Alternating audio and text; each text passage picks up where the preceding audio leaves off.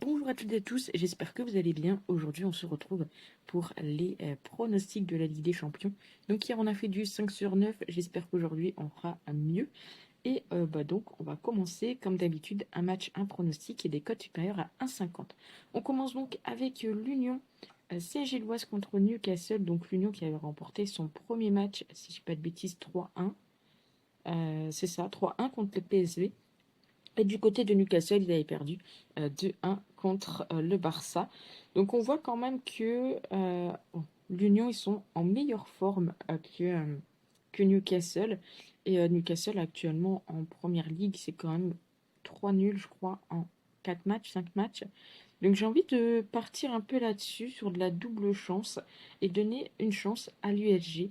Donc je vais partir sur l'Union Saint-Gilloise au nul, et le moins de 4,5 buts qui est coté à 2,10.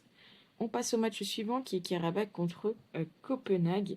Donc pour ce match-ci, donc je vous montre rapidement les résultats qu'ils avaient fait. Donc Karabakh qui avait fait la petite surprise en battant Benfica 3-2 et Copenhague qui avait fait nul contre Leverkusen. Pour ce match-ci, j'ai bien envie de tenter les deux équipes marques. Voilà, c'est coté à 1,58, donc c'est parfait. On passe maintenant au match de 21h. Alors, si vous ne le savez pas encore, mais de mon côté, je suis une fervente supportrice de Dortmund. Et on peut constater, même si voilà, je vous montre quand même, que du côté de Bilbao, c'est un petit peu la cata en ce moment. Donc, ils ont perdu contre Arsenal en Ligue des Champions. Du côté de Dortmund, ils ont fait du Dortmund, c'est-à-dire que quand ils gagnent avec une belle avance contre une équipe voilà, de leur calibre, on va dire, eh bien, voilà, ils sont revenir. Donc 4-4 contre la Juve, un peu déçu. Mais pour ce match-ci, je vais partir sur la victoire de Dortmund, côté à 1,72.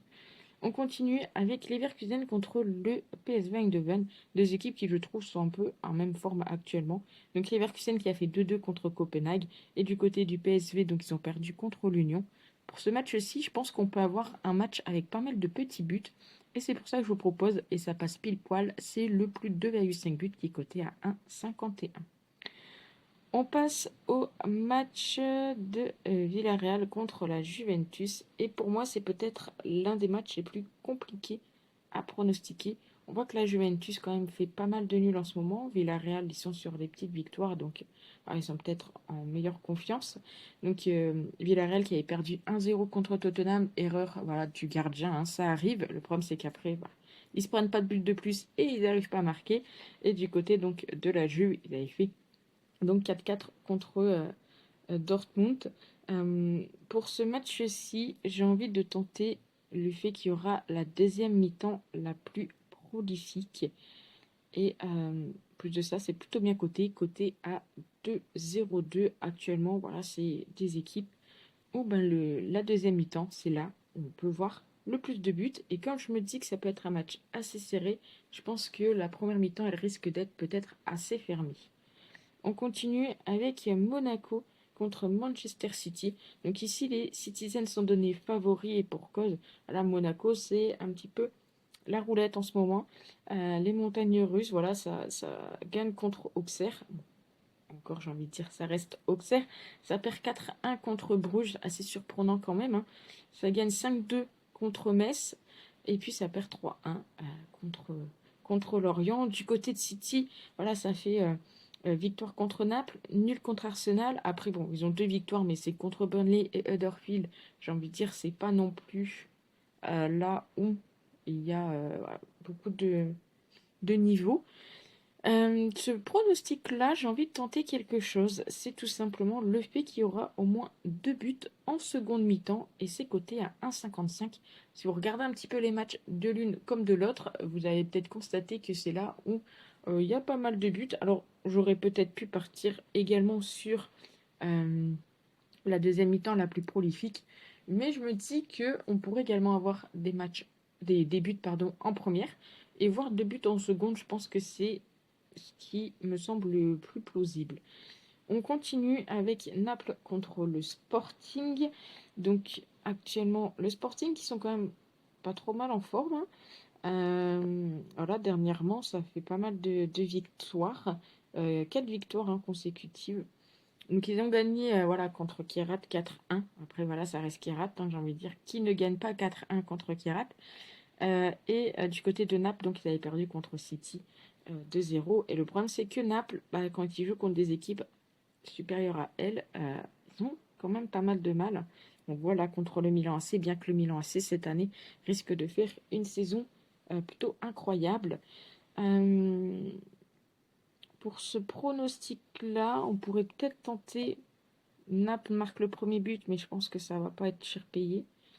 Euh, je pense que pas du tout. 1,61. On va partir là-dessus parce que c'était ma première idée. Voilà, on sait que c'est une équipe qui marque assez facilement le premier but, donc pourquoi pas partir là-dessus. On passe, on va garder le Barça et le PSG pour la fin, à Arsenal contre l'Olympiakos. Alors autant je supporte Dortmund, autant je supporte également Arsenal. Voilà, j'ai un peu un club dans, dans chaque pays. Arsenal, hein, qui sont sur 5 matchs sans défaite. Donc ils avaient joué contre Bilbao, ils avaient remporté le match 2-0. Et du côté de l'Olympiakos, ils ont fait 0-0 contre Paphos. Alors Paphos, quand même, j'ai envie de dire, l'Olympiakos aurait pu prendre les 3 points contre cette équipe de Paphos. Il faut savoir que c'est des équipes qui s'affrontent très souvent en Ligue des Champions. Donc après, bon voilà, ça date quand même. Le dernier match c'était en 2021. Et qu'il y a très peu de nuls entre les deux.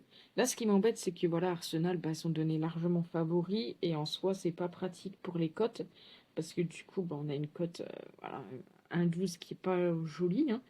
Là où ça pourrait peut-être être intéressant, c'est de partir peut-être plus sur le fait que l'Olympiakos bah, soit ne marquera pas parce que les deux équipes marquent, c'est coté à 1,38.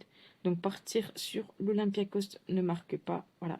J'ai envie de vous dire, c'est même pas intéressant pour le coup parce que c'est coté à 1,40. Donc moi, ça m'embête un peu. Après, on peut peut-être